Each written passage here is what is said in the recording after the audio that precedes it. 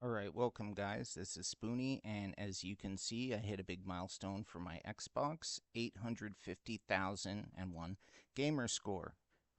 Before I get into showing you the games that I played, I just wanted to show off some cool stats, courtesy of the site True Achievements. Okay, so you can see here, at the same time that I hit 850,000, I also hit 560 completed games. You can also see that Candleman, the Chinese version, is the game that I used to do it, and I'm the 120th person to complete the game, registered on this site, anyways. Um, so you can see I've got 850K with the true achievements, or I know there's a true Steam trophies and true PlayStation thing. Whatever ratio formula they use, you can see I'm 1.4 million. I've played 1,248 games across my entire Xbox career, which I've been gaming on Xbox as a platform for 17 years now, which is kind of surprising. So here's a stat I think is pretty neat. So out of 1,075,474 people registered on this site, I am rank 2,458. So I don't want to do the math because I'm lazy, but that's pretty good percentile. Got about 64.21% completion, counting DLC and add-ons and stuff. My ratio based off them, and whatever. Okay, so I'm going to get into the games now. Okay, so it was actually around here that I hit the 800,000. It was with the game Starfield. I did play it since, so it's further up the list. But you can see right after that, I completed the Gunk off Game Pass. It was fine. Limbo, I think I just did for a Game Pass achievement. I've got it on 360. This game is surprisingly dull, and I don't feel like learning the ropes. Probably more achievements. There you go, Starfield. Outbuddies DX, this is kind of like a Metroidvania with Lovecraft themes. It's surprisingly tough. Mummy Demastered is also a Metroidvania, but it has roguelike elements. Not in a serious way, like if you die, all your equipment is sort of left behind, and then next soldier guy comes in, and ideally you can go back and reclaim it, but it's not like you lose anything too much. This was games with gold I just lost interest in. Not too interested in this. When I first heard about everybody's talking about, oh, Persona 3, and it was finally coming to Xbox console, and I'm like, okay, tried it through Game Pass. And maybe if I try one of like the core games, but this mobile spin-off or whatever wasn't for me. Yakuza 0, that is something I just had to get rid of for space. Achievement thing. This free to play, I always try to get at least a couple points off free to play games, which you'll see in a sec. Paw Patrol Grand Prix. Oh, yeah, enough of that. Fallout Shelter, free to play game. It's pretty old. I thought I'd try it out. I hate it. I thought like, oh, I can play it on my Xbox and then I can sort of play it on my phone when I'm on the go. No, and I don't go anywhere. This was just a title update. Lies of P was the first time I actually found a Souls-like or a Souls-born game accessible. I thought the setting, that's what really drew me in and actually sort of motivated me to get good and start to complete the game. Now, they did announce a major story expansion that's coming up. So I figure I'll dive back in when that's out. And in the meantime, let me go. I've actually got Dark Souls 3, which I have barely touched. Now that I kind of feel like I understand the gameplay hook, I think maybe if I go back and do Dark Souls, I might have a different experience. So maybe I can try to clear up those and then wait for this. Finals is a really fun game. It's not something I want to play all the time. The matches are nice and quick, but again, I don't have that much space on my hard drive that I want to leave this thing on there. This was just to get some easy achievements, also free to play. This is free to play. I was hooked on this for a while, and then something happened, and I just lost interest. I didn't play it for a minute, and then stopped caring. This I sort of talked about earlier. I did a review on it. Um, this is just me trying to mop up easy stuff off Game Pass.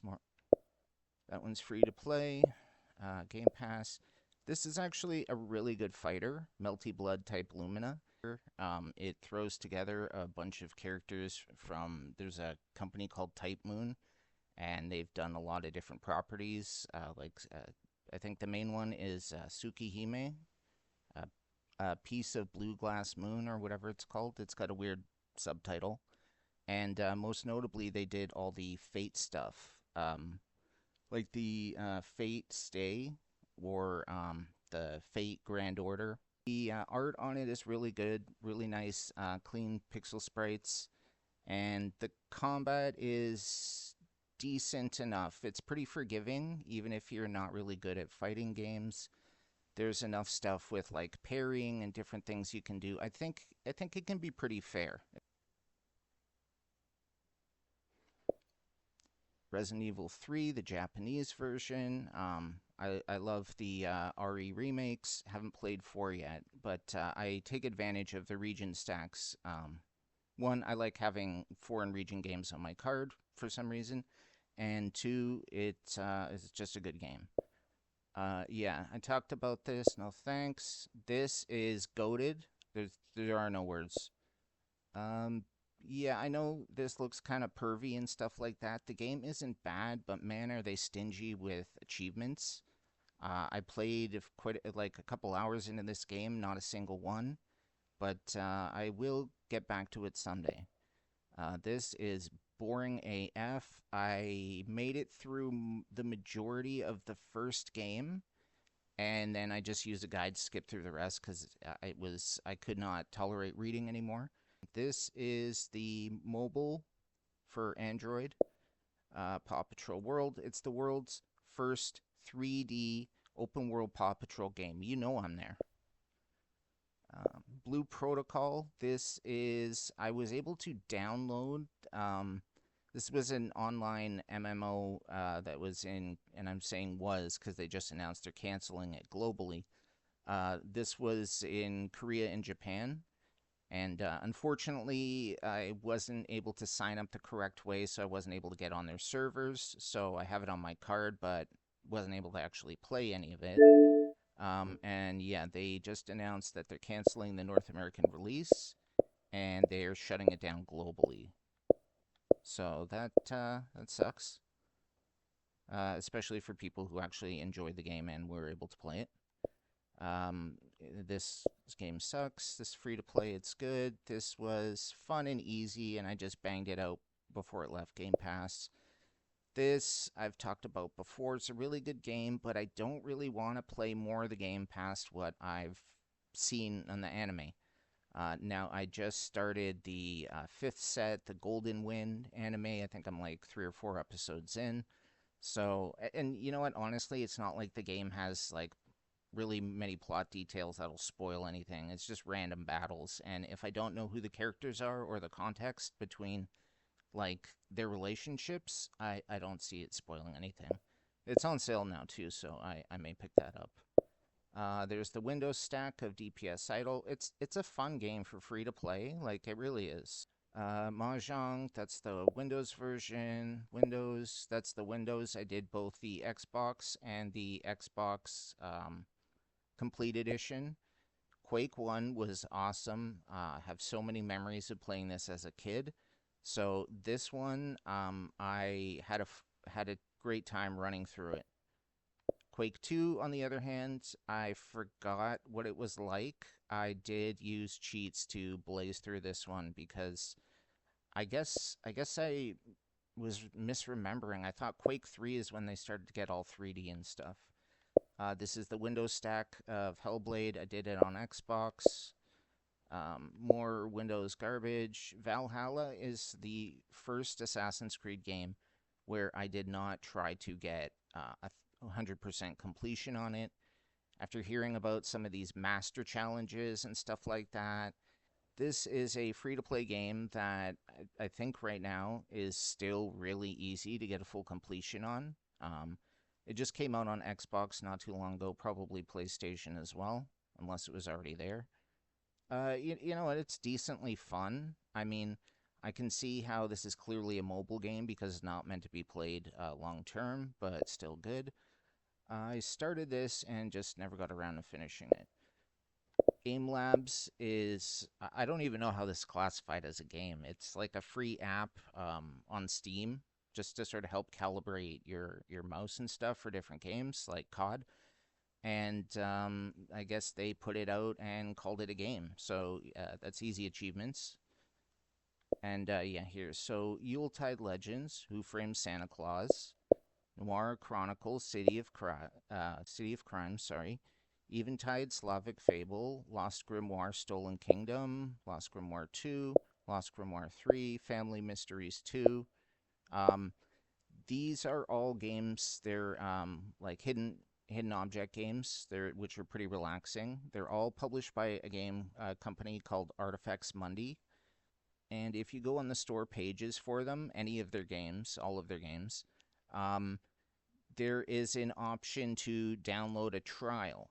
Now it's not like a demo, it's basically the full game, but they lock it off after about an hour of play or a certain point.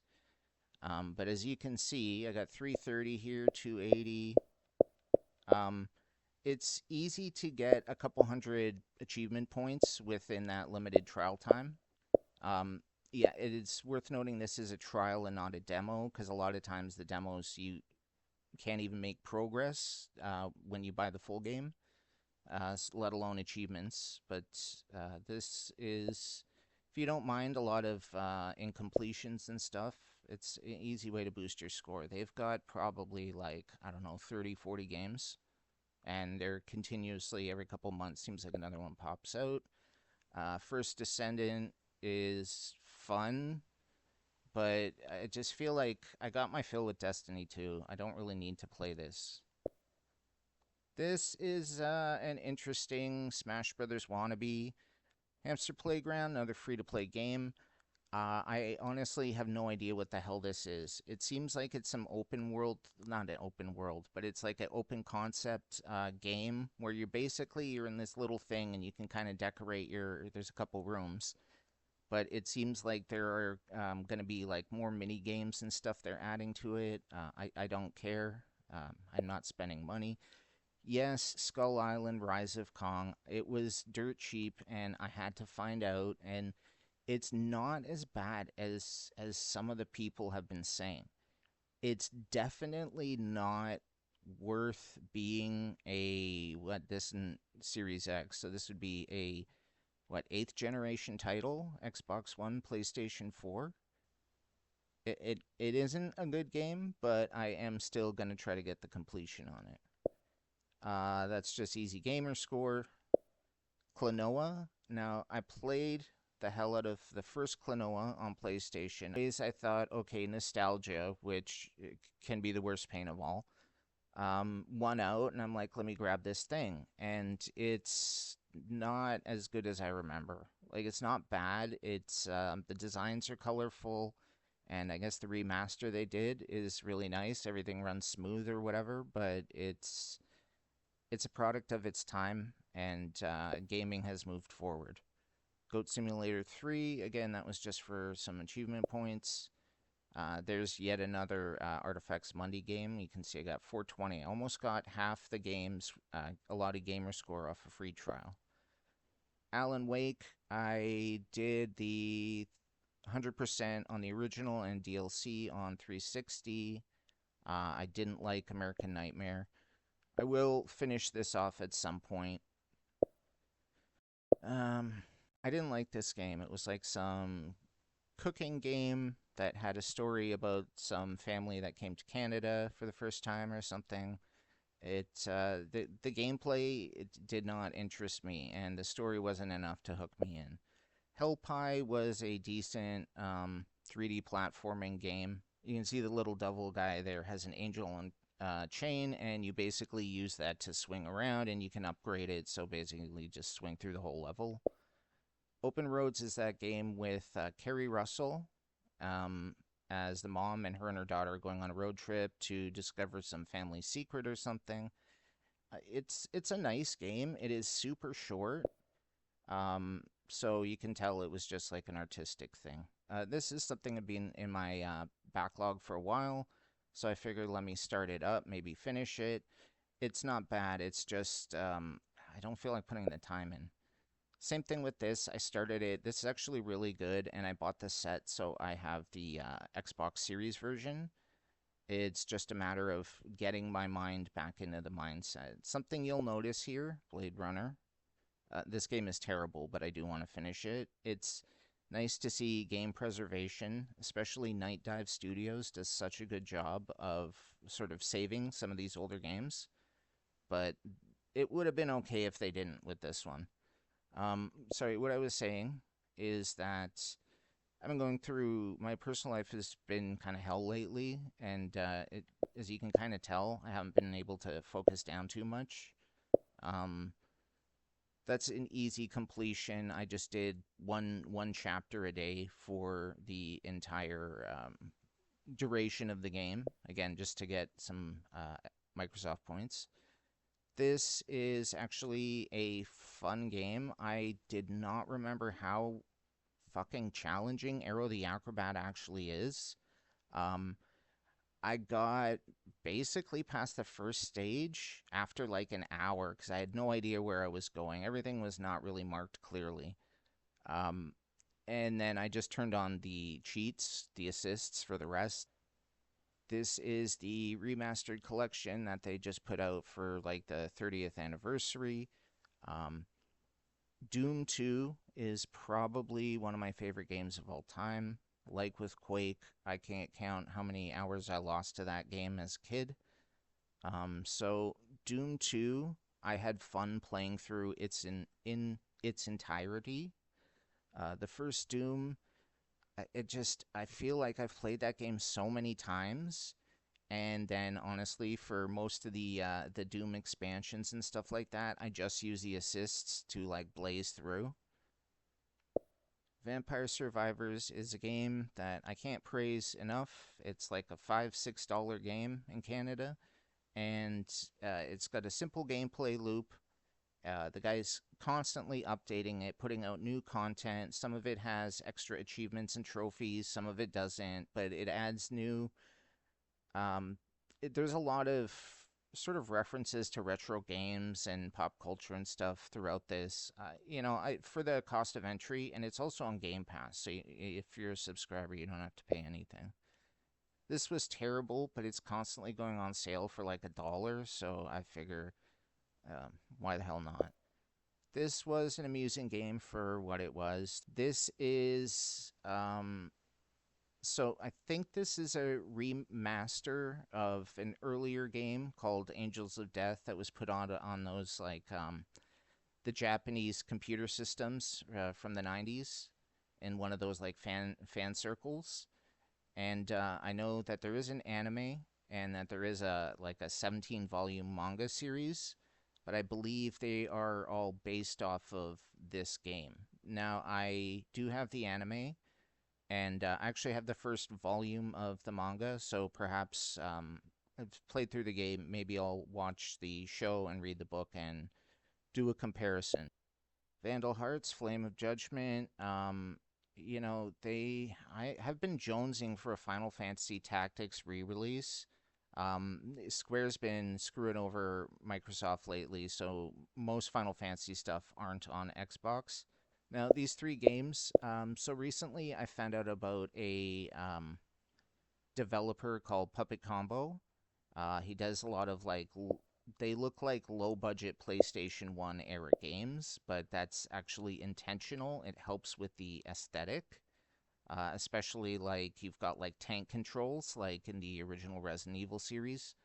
So you're the fixed perspectives, the sort of difficulty being able to navigate when you're in a panic and this thing's chasing after you. I've really enjoyed these games. Now, I think of these three, Murder House is the only Puppet Combo game. He started a company called Torture Star Video to publish games made by other indie developers that have similar themes. So that's what Bloodwash is. You're at a laundromat and you got to survive a serial killer. And then No One Lives Under the Lighthouse. if you guys have seen the movie The Lighthouse with Robert Pattinson and Willem Dafoe, uh, I think this game came out before the movie, but there's a lot of similarities here. I don't think it was intended. It's just an effed up kind of story. Rise of Insanity, I avoid it. If you guys haven't played this, avoid it. It is broken on the Xbox Series. I've got 10 out of 12 achievements. The last two are unobtainable on Series X or Series S, sorry. You can only unlock them on Xbox One. I don't know why that is. Somebody said it has to do with the way the game stores the RAM or something. Apparently, people have tried like constantly deleting save files and downloading and reinstalling the game like a million times and saying that that kind of worked. But I'm not willing to do that if there's no guarantee. This was just trying to get some nostalgia dose, like with Klonoa. I like the third one probably the most, so maybe I'll just go play that one. This is a fun game. You're playing as a game developer who's exhausted, so you can only kind of crawl around and you can use your limbs, your arms and legs independently, like they're controlled by different buttons. Like, think the game Human Fall Flat, if you know that. Stay out of the house. Now, this is another. This one is actually from Puppet Combo. Again, the reason I haven't finished this yet is because I was trying to get that Gamerscore to a round number. This was actually, I do plan on playing this at some point. So, Candleman, and you can see it's the, on the thumbnail there, it's the Japanese version, but the achievements are all in English, is the game that I hit 850,000 with. Now, again, why did I pick this one? Because it's the Chinese version, and I thought it'd be neat to have it's a weird game. As you saw when I was showing the true achievements page, I'm only like the 120th person on the site to have completed the game. So there's not many people playing it. Anyways, I got the full 1,000 to bring me right to 850K. My next stop will be just to finish off and get the full completion, so I can delete this. Hades Star Dark Nebula is a free-to-play game that I've been playing since last November. I'm pretty addicted. You just sign in, well, not addicted. I've enjoyed the game a lot. You sign in like once a day, maybe twice a day, just to manage your stuff. It takes like maybe 30 to 40 minutes.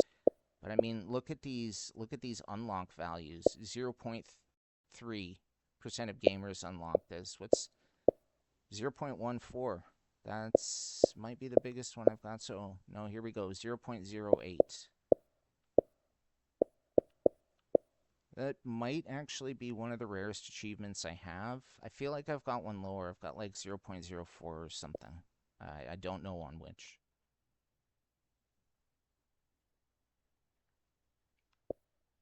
Battlefield 2042 is my go-to game. And Puzzle Quest 3, this is a free-to-play game. I think it has since been replaced by Gems of War as the sort of go-to match 3 puzzle game. Gems of War is years old now, and they're continuously updating it with stuff.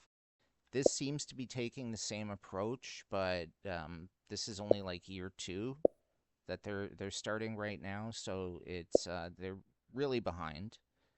Anyways, that's it. So again, the Chinese Candleman is the thing I hit the milestone with. I am going to finish this off, and I have a ton of what some people call baby games.